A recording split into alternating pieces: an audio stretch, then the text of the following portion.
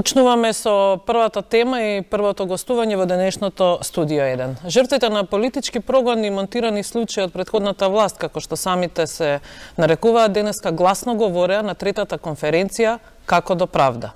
Но овде во Студио 1 денеска ексклузивно за прв пат ќе проговори Маријан Маџовски, шеф на кабинетот на поранешниот председател на Собранието Велјановски, условно осуден во случајот шпион, сега во својство на председател на Комитетот за заштита на правата. Ке говори за личната и семејна тортура. Гордана? Добре дојде и од мене на мојот гостин, Маријан Маџовски. Добро ве најдов. Ви посакувам успешна работа на новата телевизија. Благодарам. Маријан, со тебе би имале многу теми за разговор, меѓутоа овде си во едно ново својство. Да, како председател на Комитетот за заштита на правата. Да. Така. Би сакала да те прашам како и кога дојде до формирањето на овој комитет? Па, комитетот како иницијатива постои од 2015 година, меѓутоа до формална регистрација правна како здружение дојде минатата година летото. Не можеше претходно да се регистрира затоа што во меѓувреме течеа судски постапки и секоја регистрација и јавно излегување ќе влијаеше на исходот на постапките. Знаеме како дојде до тие постапки. И ќе се доживеа како своевиден притисок врз судот. Како притисок и закана дека секој отварање на темите може да значи повисока казна. Така. Да им објасниме на гледачите која е целта на ова здружение, но и на оние сродни здруженија кои што ви се придружија во меѓувреме. Ние сме како чадор организација во која што има повеќе здруженија како Зелена лупа и други и поединци кои постојат и од порано, меѓутоа решивме да се здружиме затоа што ова прашање е сложено, не може да се го решат помали организации, мора сите заедно да го поставиме и тоа не е индивидуално прашање, тоа е прашање на третирање на поранешниот режим, односно последиците од тој поранешен режим. До сега организиравме 3 конференции, ова денешна е трета. Трета и денеска беше полно како и на претходните две.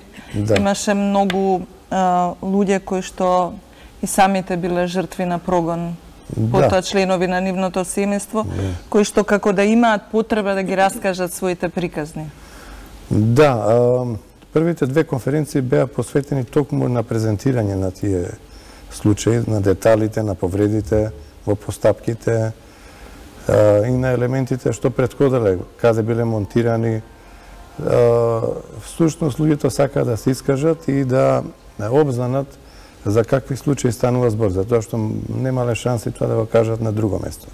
Денеска особено интересно беше излагањето на вашиот почесен председател Слободан Богоевски. Јас ќе ја замолам режијата ако може да ја пушти првата изјава. А да не почнал од Министерството за внатрешни работи, кој популарно тогашната министерка го нарекуваше ВМРО МВР. Така некако, односно како штаб на политичката партија. Веќе располагаме со неспорни материјални докази како сето тоа се одвивало. Секој понеделник државниот обвинител Марко Зврлевски и обвинителот за организиран криминал Јован Илиевски, кој сега и за срам на Македонија е судија во судот во Стразбург, доаѓале на Сабајле да му реферираат на Сашо Мијалков што они работеле претходната недела. После тоа примале задачи кои луѓе да видат апсени, популарниот израз на Мијалков. Јас од утре апсам. Луѓето кои присуствувале на тие состаноци беа фрапирани, но покасно преку медиумите дознавале дека до ден е послушана наредбата на Мијалков. Како е можно тоа во едно нормално демократско општество? Богоевски секогаш интересен со приказни. Па не се ова приказни, значи самиот кажа конкретно дека постојат веродостојни докази и изјави на луѓе кои присуствувале на тие средби, кои се документирани и кои ќе послужат во постапките за повторување на постапките Како Сдружение вие се залагавте за нов закон, но во стратегијата за реформи на правосудството ова прашање како да не е третирано и предпоставувам дека ќе се бараат некакви решенија во рамките на постојната регулатива. Дали ве разочара тој факт што нема да има посебен закон? Па вака, значи факт е дека соочување со последици од режим мора да се решат, и најдобро да се решат со законско решение. Ако сме констатирали дека ги има сите елементи на режим, треба и решението одговорот да е на највисоко ниво на закон. Но, тоа не значи дека и со подзаконски акти не може да се третира ова материја и ние имавме успешни разговори со Министерството за правда во изминатиот период и сме близко до механизам, до решение. Кажете ми, кој беше стравот да не се оди со нов закон? Дали дека на овој начин може да се отвори Пандорината кутија, па под превезот на монтирани судски процеси сите да бараат обновување на постапките? Дали тоа беше, оваа иницијатива беше стопирана од Брисел или имаше и тука во рамките на нашата правна наука поинакви размислувања? Па вака, мислам дека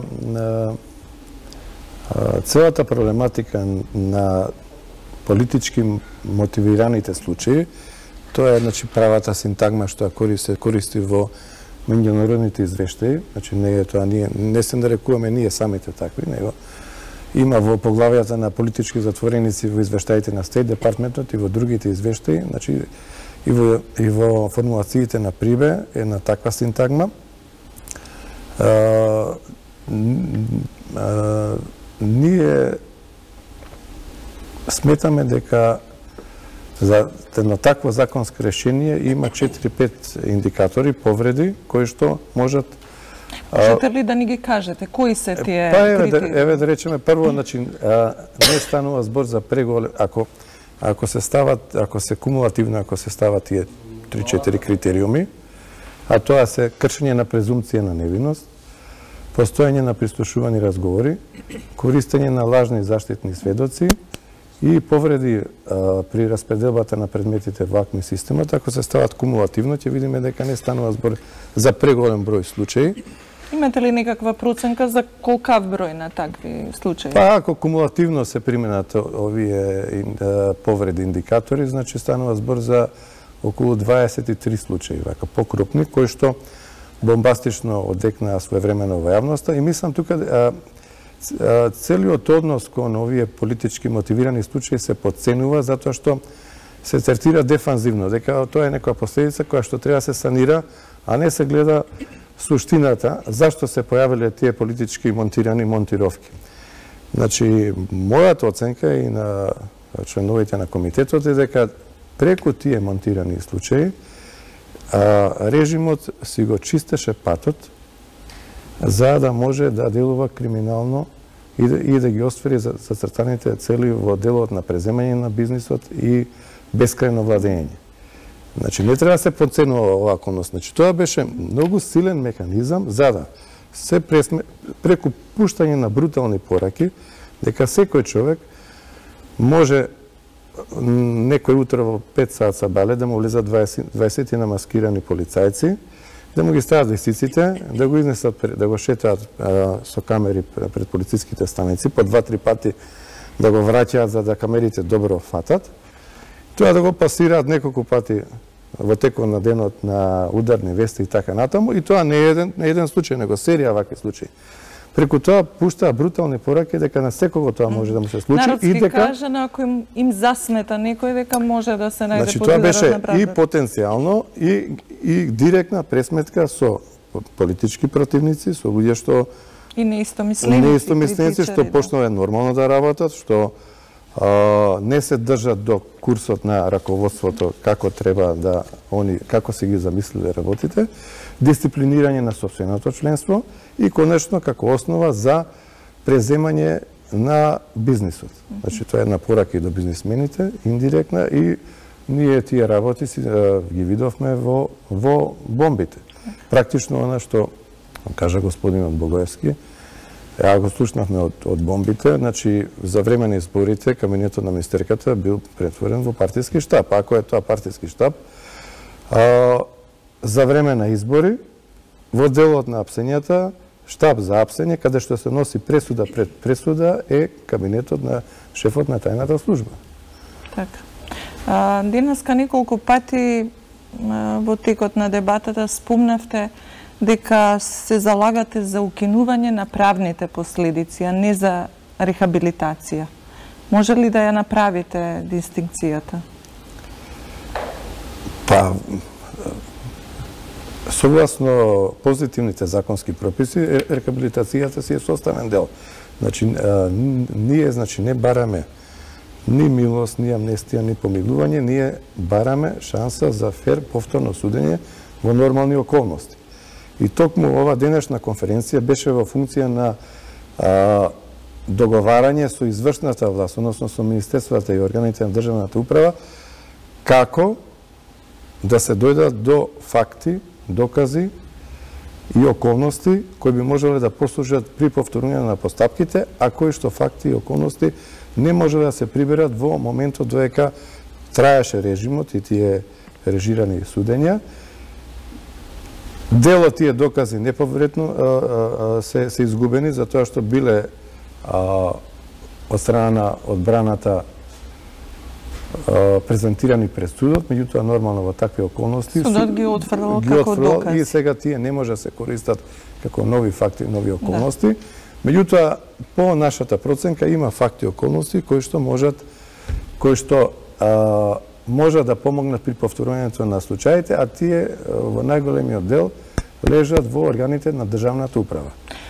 Пред да продолжиме со разговорот, јас ќе ја замолам режијата да ја пушти втората изјава со заменик министерот за правда Оливер Ристовски, кој беше присутен на денешната конференција. Да, и собрат и даде на порака. Да ја чуеме. Стојуваме во следниот период да извршиме темелна реконструкција на правосудството и на правосудниот систем. Може би однадвор изгледа дека тоа иде споро, меѓутоа многу е тешко во еден краток временски период од неполни 10 месеци да вратите во нормала нешто што се урнисувало 11 години. Владата ќе ги направи сите заложби да од сите институции кои се директно поврзани со извршната власт ви станат достапни сите можни докази кои ќе ви користат во понатамошните постапки низ постојните законски решенија и постојните закони за реотварање на постапките. Да, токму така, тоа е тоа што... Изјавата на Ристовски заврши со аплауз. Верувате ли дека извршната власт ќе го оствари тоа што го ветува? Па, сигурно дека верувам и ваква јавна изјава, не верувам дека некој ќе нема да ја спроведе, особено затоа што не станува збор за политички изјава, него станува збор за механизми кои согласно деловникот на владата, законот за владата и законот за државниот управен инспекторат и многу други, законот за представки и предлози и за пристап до информации стојат на располагање на секој граѓанин, меѓутоа во нашата држава како последица на деформацијата на правниот поредок, овие механизми у моментот не функционираат и затоа... Можете ли да споменете за кои механизми станува збор? Еве да речеме, ако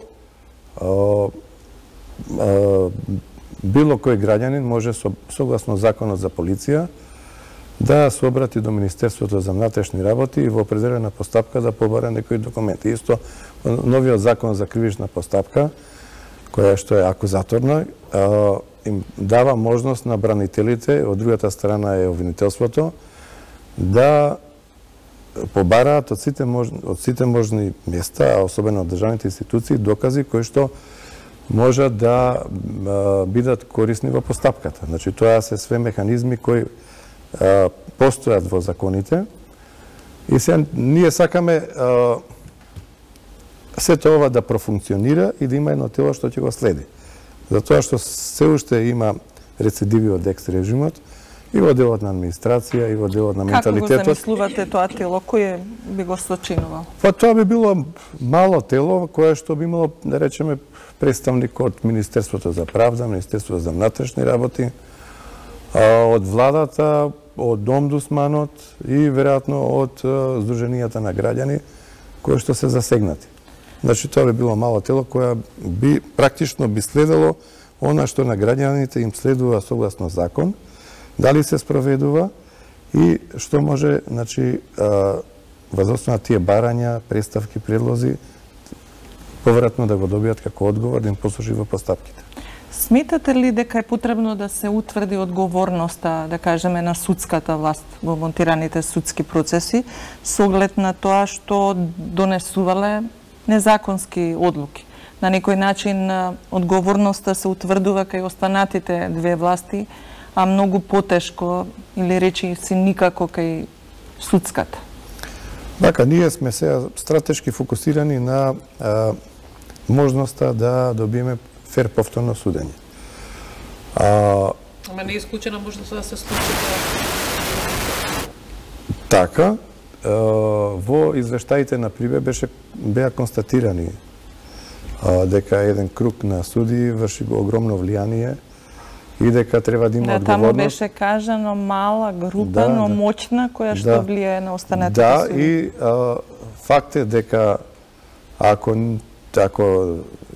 и обезбедиме нови докази, повторање на постапки, дека може сето тоа се врати кај истите суди, меѓутоа очекуваме на некој начин и поеднаков однос на обвинителството, затоа што обвинителството се појавува странка во секоја фаза на постапката, особено при вонредните правни лекови, дава свое мислење, да речеме ако се појави нов доказ, обвинителството дава свое мислење. Значи може да го погледне со други очи, може да направи преформулација на обвинението и дури може и да го повлече. Значи станува збор за предизвик со кој што се соочува правосудниот систем во целина и не очекуваме, значи не може само еден сегмент да профункционира, а другиот да остане да не го прати процесот и само така може да се дојде до правда. И таа правда, значи не се однесува само на нас, таа се однесува за било кој граѓанин и што не бил жртва на монтирани процеси, еве да речеме, и сега да почне некоја постапка. Значи, мора да има реформа во интерес на сите. Да. Вие на некој начин се обидувате и да ги документирате тие случаи, па во соработка со Transparency International објавивте и анализа со 12 монтирани случаи. Да. Пред да ми кажете како дојде до таа соработка, јас ќе ја замолам режијата да ни пушти уште една изјава од господјата Тасева, која што денеска беше присутна исто така на конференцијата и ви упати, како и многумина други зборови на охрабрување. Така, да. Пораката беше да не се откажете, да продолжите и натаму со вашите активности, за да не се случи некој нов режим, да го прави истото како предходната владеачка гарнитура. Ја повикувам изјавата на професорката Тасева. Тоа што нема друг начин, нема друг пат, освен да бараме институционално да се решат овие работи. Значи има работа за институциите чија работа е да се справуваат со криминалот. Тие треба да бидат повикани веднаш да си ја почнат својата работа. Затоа што ако имаме сознанија, имаме индици, имаме документи, а тие документи се однесуваат на конкретни случаи, тогаш може тоа да донесе голем пресврт во конкретните случаи. Ако се знае дека постапката однапред се водела незаконски, однапред се водела на основа на корупција, корупцијата за да се вземе еден случај, интересот за да се добие, стекне некој со нешто, исто така е причина за повторно да се поведе постапка заради испитување на одговорност, но и постапка која што очигледно ќе го смени конечната одлука, решението или обесправеното, одземеното право од некого на кој што во таква постапка му била изречена било која од овие мерки. дали мерката притвор или нека од најтешките казни затвор, затоа што во случаеве пак се применувани најтешките казни за да се оправда злосторничкото здружување кое што ние не можевме да го видиме во најголем дел од предметите. Изјавата на господја Тасева е токму на линија на она што го зборувавме околу улогата на обвинителството што треба да ја има во практично ова што го зборував ист приот имаме, исто размислување. Идејата да се направи анализа на 12 правосилни пресуди беше мотивирана, а таа анализа е направена од пензионирани суди, обвинители и така натаму, е покрај оценките што постојат во меѓународните извештаи дека постојат во делот на политички затвореници или таа синтагма политички мотивирани случаи, значи независни експерти да направат анализа, значи не ние што тврдиме дека сме биле жртви на монтирани случаи, него независни експерти да направат анализа што навистина се случувало. И од тие 12 случаи, во 10 се покажа дека има повреди. Во 2 предмети се покажа дека нема. И дали има интерес веќе од други луѓе да се направи некакво дополнување на изданието? Па има, се размислува да се офатат нови 20 предмети и вкупно да дојдат 30 предмети што ќе бидат на овој независен начин од експерти, пензионирани суди на Врховен суд, обвинители и така натаму, да направат една независна експертиза што навистина се случува. Не е целта некого да ослободиме од вина, може да се покаже во некои предмети дека и има одговорност. Па еве да речеме тие 12, во 10 се покажа дека немало драстични повреди. Меѓутоа во преостанатите поголемиот дел имало. Се разбира, овие 12 предмети се по иницијатива на луѓе што сметаат дека имало драстични повреди. Заедно со тие 20 нови, мислам дека ќе се заокружи таа вкупна слика на предмети за кои што постојат сериозни индици дека се од таков карактер. И практично може да им послужат еве и на јавноста, па и на академската јавност и на правосудниот сектор да бидат еве да им биде некоја референца во идното постапување. Особено затоа што секој предмет, па секој од тие обвинители, пензионирани и така натаму, го има добиено по принцип на ждрепка. Значи, тука има објективност максимална. Анета, имаш нешто да го прашаш нашиот гост? За крај, само сакав да се услушам и да ви посакам успех искрено во оваа ваша намера. Се надевам дека ќе има резултати, освен што човек ќе помисли ако треба повторно да се поминува низ целата голгота на процесот и ако трае толку колку што траело првиот пат и така натаму човек да се запраша ќе можете ли повторно да минете низ сето тоа? Не само вие, тука и вашите семејства. Па денеска еден од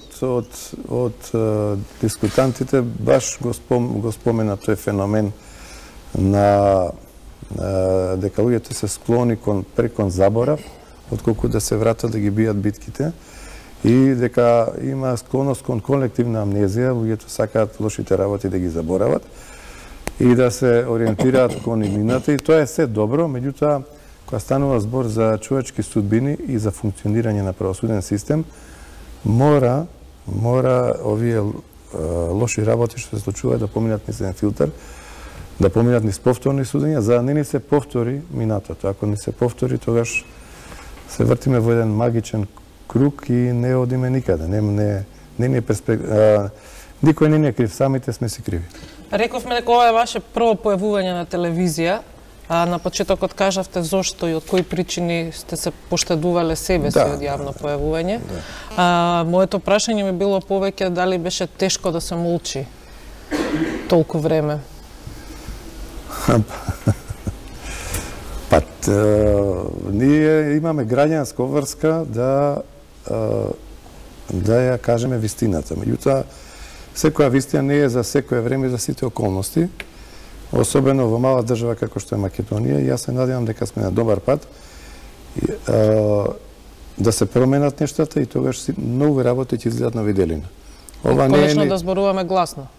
Барјан ми вети дека во некоја следна прилика ќе зборуваме и за неговата лична приказна. Има многу сложени теми за кои што не е моментот.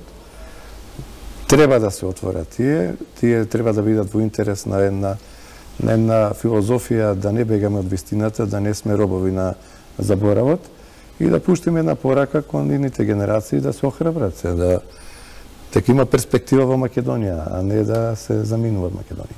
Благодарам за учество. Благодарам на поканата. Ви благодарам и јас. Останете со нас, продолжуваме со останатиот дел од Студио 1.